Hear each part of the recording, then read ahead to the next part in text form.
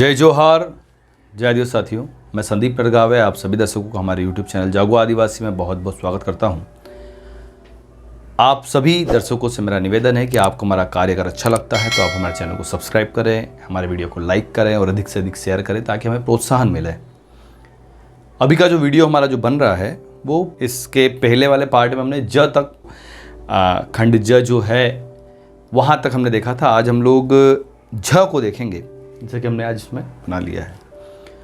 5वीं अनुसूची में ही जिसका उल्लेख मिलता है पैसा एक्ट का, इसके बारे में हम लोग जानकारी दे रहे हैं। पैसा एक्ट का फुल फॉर्म होता है panchayat extension for schedule area. इन सभी चीज़ों को बताने का हमारा उद्देश्य यह है चैनल के माध्यम से कि आज के समय में जो आदिवासी समाज में जो युवा जो है वो भ्रमित है, जिन्हें ये नहीं पता है कि असल में पैसा एक्ट क्या है, 5वीं अनुसूची क्या है। इसी कारण से हम लोग चैनल के माध्यम से उन्हें बताते हैं कि असल में पैसा एक्ट ये है, असल में 5वीं अनुसूची ये है, और उसी के आधार पर हम यह उम्मीद करते हैं कि युवा जो है वो उन्हीं कानूनों के आधार पर हमारे हक अधिकार की लड़ाई को लड़े और बेहतर तरीके से लड़े। अभी के समय में युवा जो है वो पैसा एक्ट 5वीं अनुसूची की बात तो करते हैं, यह तो बोलते हैं कि यहाँ पे पैसा एक्ट लागू है, यहाँ पर 5वीं अनुसूची लागू है, लेकिन असल में है क्या वो, इस चीज़ के बारे में जानकारी उन्हें नहीं है। इसी कारण से हम लोग इस प्रकार से बोर्ड में एक एक चीज़ को, एक एक लाइन को लिख के आपको पैसा एक्ट के बारे में समझा रहे हैं। हमारे ही चैनल में इसके पहले के जो वीडियोज जो डले हैं उसमें आपको 5वीं अनुसूची भी मिल जाएगी। 5वीं अनुसूची क्या है, आपने अगर उस वीडियो को नहीं देखा है तो आप उसे पीछे जाके देख सकते हैं। अब हम लोगों ने ज तक देख लिया है वीडियो को, अब हम लोग देख रहे हैं झ को। अब झ क्या कहता है ये समझते हैं हम लोग। अनुसूचित क्षेत्रों में विकास परियोजनाओं के लिए भूमि का अर्जन करने के पूर्व और अनुसूचित क्षेत्रों में ऐसी परियोजनाओं के प्रभावित व्यक्तियों को फिर से बसाने या पुनर्वास करने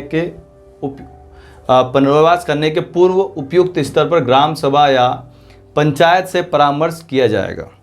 देखो यहाँ पे दो चीज़ें हो रही है। एक चीज़ जो है वो क्या बोल रहा है कि भैया परियोजनाओं के लिए भूमि का अर्जन, अगर किसी भी भूमि का अर्जन होता है या फिर किसी ऐसी परियोजनाओं से प्रभावित व्यक्तियों को फिर से बसाने और उनका पुनर्वासित करने के, जब भी उन्हें कहीं पे नई जगह पे बसाया जाता है या फिर उन्हें पुनर्वासित किया जाता है, तो उसके पूर्व ऐसी स्थिति में ग्राम सभा से या फिर पंचायत से परामर्श किया जाएगा। ग्राम सभा की बिना अनुमति से ये सब चीज़ें नहीं होगी। ऐसा कौन बोलता है? झ बोलता है। क्या चीज़ें नहीं होगी? तो भूमि का अर्जन नहीं होगा, और दूसरा बसाने या फिर उन्हें पुनर्वासित करने का उन्हें बसाने या फिर पुनर्वासित उन्हें नहीं किया जाएगा बिना ग्राम सभा की अनुमति के बिना। अब ये जो है वो क्या कहता है, इसे समझते हैं हम लोग। अनुसूचित क्षेत्रों में लघु जल निकाय की योजना और उनका प्रबंधन उपयुक्त स्तर पर पंचायतों को सौंपा जाएगा।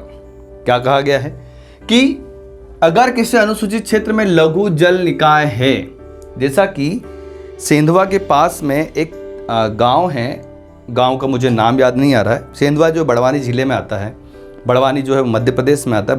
मध्य प्रदेश के बड़वानी जिले के सेंधवा जो एक तहसील है उसके अंतर्गत एक गांव आता है जहां पर तालाब था, और वो जो तालाब जो था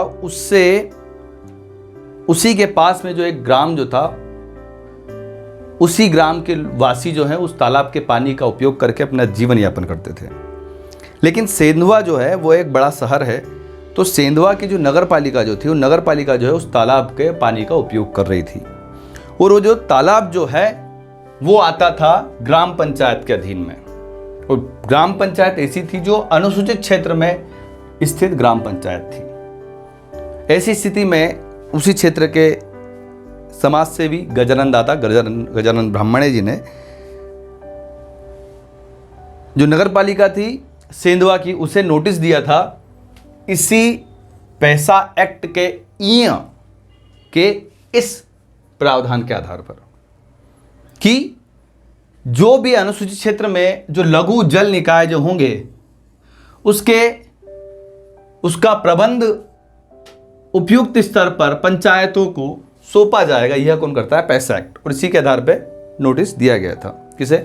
नगर पालिका सेंधवा को। तो इसका उदाहरण मैंने बता दिया कि इसका उपयोग कैसे किया जा सकता है आपके माध्यम से। फिर अगला जो है वो ट है। ट क्या कहता है? समुचित स्तर पर ग्राम सभा या पंचायतों की सिफारिश को अनुसूचित क्षेत्र में गौण खनिज के लिए पर्यवेक्षण, अनुज्ञप्ति या खनन पट्टा प्रदान करने के पूर्व आज्ञापक बनाया जाएगा। किसे आज्ञापक बनाया जाएगा? ग्राम सभा या पंचायत को। अगर मान लो कि किसी अनुसूचित क्षेत्र में अगर कोई खनिज निकलता है, वो कुछ भी निकल सकता है, वो हीरा निकल सकता है, सोना निकल सकता है, तांबा निकल सकता है, लोहा निकल सकता है, कुछ भी निकल सकता है। अगर कोई खनिज निकलता है तो उसका खनन तब तक नहीं होगा जब तक अनुमति कौन ना दे? ग्राम सभा या फिर पंचायत ना दे। मुख्य रूप से ग्राम सभा। जब तक उनकी आज्ञा ना हो तब तक इन गौण खनिजों का खनन नहीं किया जा सकता। ये कौन कहता है? पैसा act, panchayat extension for schedule area का ट कहता है। अगला ठ, उपयुक्त स्तर पर ग्राम सभा या पंचायतों की पूर्व सिफारिश को नीलामी द्वारा गौण खनिजों के संपयोजन के लिए आज्ञापक बनाया जाएगा। अब अगर मान लो कि वहाँ की जो वहाँ पे अगर मान लो खनन होता है और खनन के लिए कोई कंपनी आगे आती है कि भैया हम लोग जो खनन करेंगे और उसका रेवेन्यू जो गवर्नमेंट को देंगे, तो ऐसी स्थिति में इसके लिए नीलामी के पूर्व जो है वो अनुमति लेना पड़ेगी। किससे? ग्राम सभा से या पंचायतों की पूर्व सिफारिश करके इसे लिया जा सकता है। डायरेक्टली इसे नहीं लिया जा सकता। अब अगला जो है वो ड है। ड क्या कहता है? अनुसूचित क्षेत्रों में पंचायतों को ऐसी शक्तियां और प्राधिकार प्रदान करते समय जो उन्हें स्वायत्त शासन की संस्थाओं के रूप में कार्य करने में समर्थ बनाने के लिए आवश्यक हो। देखो, अब इसका जो प्रावधान है वो 1, 2, 3 या फिर हम लोग इसे 1, 2, 3 करके इसके प्रावधान जो है वो दिए हुए हैं, जो कि हम लोग अगले पार्ट में या फिर इसी के आगे हम लोग अभी थोड़ी देर बाद ही आपको मतलब इसी के आगे हम लोग देखेंगे। ये सिर्फ इसके इन पॉइंटों को स्पष्ट कर रहा है। वो क्या कर रहा है कि भैया अनुसूचित क्षेत्र में पंचायतों को ऐसी शक्तियां और प्राधिकार प्रदान करते समय जो उन्हें स्वायत्त शासन की प्राधिकार प्रदान करते समय जो उन्हें स्वायत्त शासन अर्थात स्वयं शासित, मतलब उन्हें किसी पे डिपेंड ना होना पड़े, उन्हें पैसे के लिए किसी और के ऊपर डिपेंड ना होना पड़े। गांव के विकास के लिए जो पैसा जो आए वो खुद ही का जो रेवेन्यू, जो गांव का जो रेवेन्यू जो है, जो पंचायत का जो रेवेन्यू है, जो राजस्व है, जो राजस्व किससे प्राप्त होगा? भैया गौण खनिज मान लो निकल गया तो उससे प्राप्त हो जाएगा। मान लो कि कोई जल निकाय, मान लो कोई जल लेने के लिए कोई अगर कोई नगर पालिका आती है, फिर कोई दूसरा कोई भी सरकारी, मान लो कोई प्राइवेट कोई कंपनी है जो पानी लेने के लिए वहाँ पे आ रही है, तो उससे भी कर वसूला जा सकता है। तो इन सभी करों के माध्यम से जो